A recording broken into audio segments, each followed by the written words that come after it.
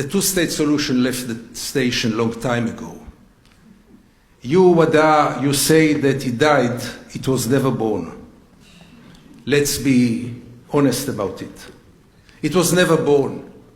I believed in it for years. I was an advocate of the two-state solution when very few Israelis were advocating two-state solution. I thought it's a courageous idea, a wonderful idea. Two peoples share one land. Let's share the land between the two peoples. What is more just than this? The only thing I didn't know is that nobody in Israel means to go for it. Ever, ever, ever, never, never, ever. There was not a single Israeli prime minister, not a single Israeli government who had an intention to go for the two-state solution. There was never an Israeli prime minister or Israeli government who had the slightest intention to put an end to the occupation. They had all kinds of tricks to gain time, to strengthen the occupation, to strengthen the settlements. The peak of it was obviously the Oslo Accords, which I supported. I remember, again, maybe I'm too emotional. I remember, I really thought, that's it. We reached a stage in which the way for peace and justice is open. But it was a trap. I know it only now, I didn't know it then. Only in order to gain time. Only in order to strengthen the occupation. How do I know? Because Oslo, even this courageous process which brought Nobel Peace Prize to some people, even this process didn't mention the core issue then, and this is the settlements. And when you don't touch the settlements, you have no intention to put an end to the occupation. And if you don't agree, first of all, to freeze this whole criminal project, and then to evacuate the settlements, there are no two states. You know, all those conditions.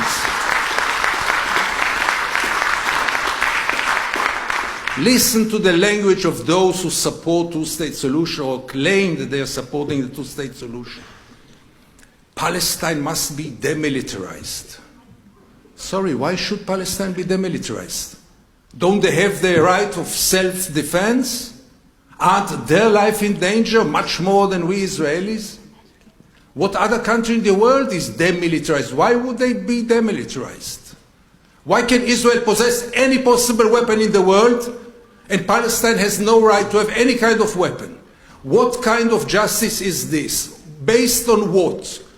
On being the chosen people? On being the victims of the Holocaust? On what? And what does this has to do with the Palestinians' rights? And that's only one example. The two-state solution was never born.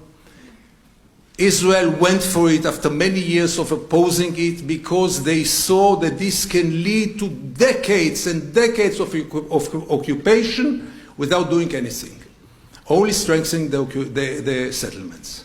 There's one seat. We have no partner. You know, Arafat was too strong, Abbas is too weak, Hamas is too fundamentalistic. We don't have a partner.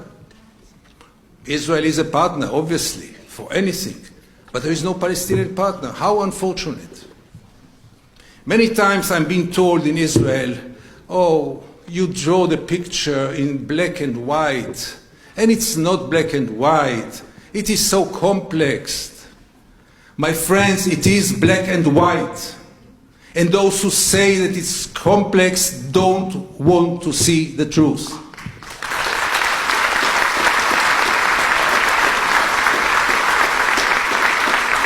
It is black and white because it's very clear if you look at the history from 48, even not from 48. I'm reading now the biography of Ben-Gurion written by Tom Segev. I recommend it to everyone. In the 20s, they took already the jobs of the Palestinians systematically. No Holocaust, no security, nothing. In the 20s, systematically, they conquer, first of all, their jobs, then their lands. So isn't it black and white? And the two-state solution, which talked to me so much, was really reasonable, even though deep in my heart I knew that it will not solve the main problems, because the refugee problem remains unsolved. The Palestinian community within Israel remains unsolved, and many other problems remain unsolved. But you know, everyone says two-state solution, let's go for it. At least something will happen. And then came this visit to South Africa. And I saw that the unthinkable can happen. I know that South Africa faces many challenges and many problems. But South Africa today is a more just place than 25 years ago. There is no doubt about it. And what happened in South Africa was unthinkable a few years before. I remember when people warned us, there will be a bloodbath. All the whites will be slaughtered. You don't know what will be there. How can you dream about a democratic South Africa with equality? And it happened. And it happened when nobody had foreseen it happening. Yes, they had a Mandela and we don't have a Mandela, but sitting and complaining about what we lack will lead us to nowhere. And Wada, as you rightly say, if you base your vision on what Israel will accept, then forget about anything, because Israel will not accept anything as long as Israel can not accept anything. If it depends on Israel, the status quo, which is not a status quo as you know, will remain forever. And this situation in which two peoples, one people with all the rights, the other people with no rights whatsoever, can continue forever. Why not?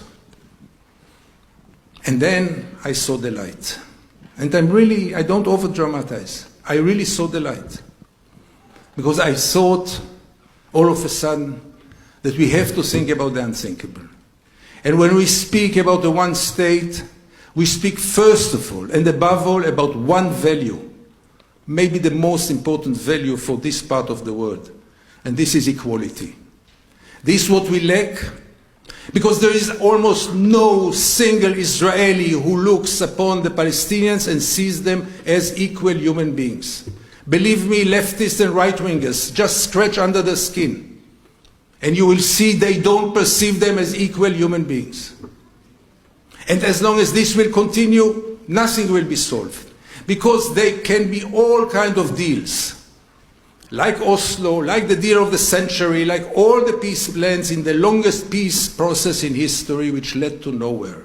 But as long as some kind of justice will not be achieved, nothing will hold on. It's not only about morality. Any kind of settlement which will not include justice will not stay. It will break by definition. Total justice will not be achieved. Let's remember it. Total justice cannot be achieved, because any total justice will create now a new injustice.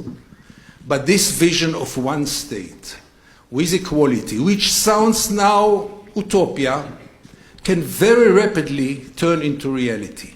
Only if we'll switch the way that we perceive the Palestinians, only will we break some kind of paradigms. A one state is restarting the whole thing. It's a reset. I don't want to underestimate it. It's a reset. It's changing the rules of the game. Those Israelis who are so afraid of it, who say, what will be with our Jewish state? What will be with Zionism? To them I can say only one thing. If you wanted the Jewish state, you had to wake up a long time ago.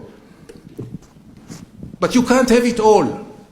You can't have occupation and democracy and claim that you are the only democracy in the Middle East and have this tyranny in your backyard and claim that you are seeking for peace and doing anything possible to prevent any kind of justice. You have to choose. And the choice of Israel was very clear.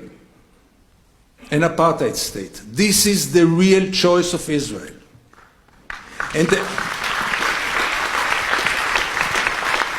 now, does it say another 25 minutes? I can't see. Not right.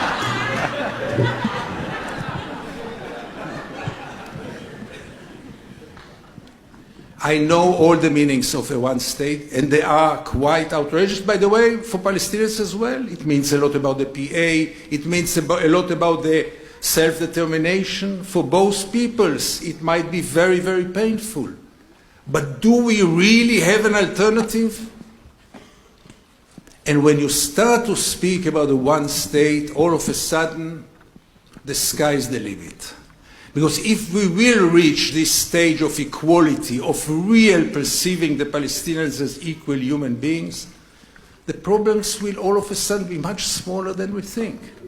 The biggest mistakes that Israelis are doing is that they judge the future according to the present situation. Yes, if you judge the future according to the present situation, it will not work.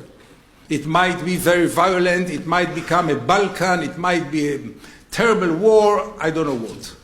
But the idea is to change the reality and not to stick to the present reality. Yes, we will stop to be a Jewish state.